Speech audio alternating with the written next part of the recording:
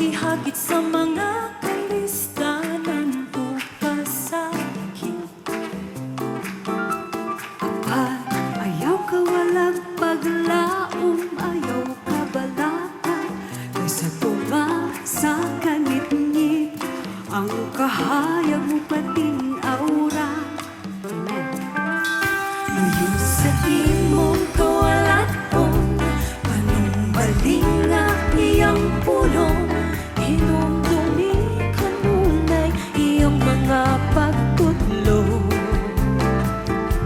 Kayang magbugas o nihit kayo ng maaning, aba nang magbugas sa kadagaya sa ang balik ni ini.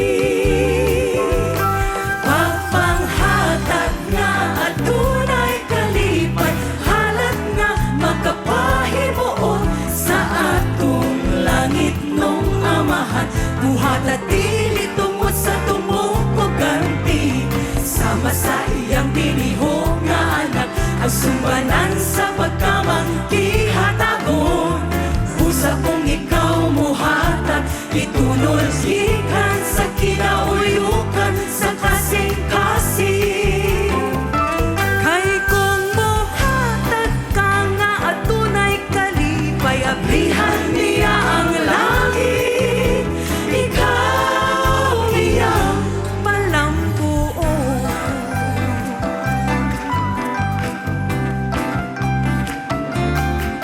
Sa bulawan nga giulay sa kalayo,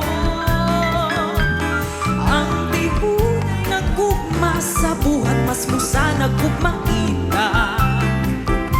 Ayaw ka bukas kung ikaw napugos, igsuon dili anugon ni mong paghalat, kay siya matinud anon sa iyang kanan. Magpanghatag nga adunay kalipay, halat nga makapahimuon sa atong langit nung amahan. Buhat at dili tungod sa tumukuganti, sama sa iyang tinihog nga anak, asumbanan sa pagkamangkihatagon. Busa kung ikaw muhatag, itunol gikan sa kinauyukan sa kasing-kasing. Kay kung muhatag ka nga adunay kalipay, ablihan niya ang langit, ikaw iyang palambuon.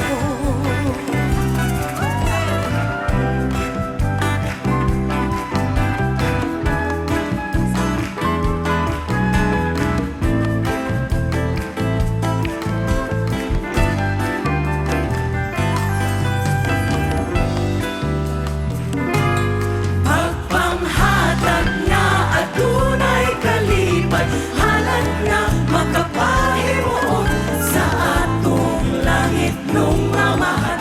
Buhat at dili tungod sa tumukuganti, sama sa iyang binihog nga anak, asumbanan sa pagkamangkihatagon.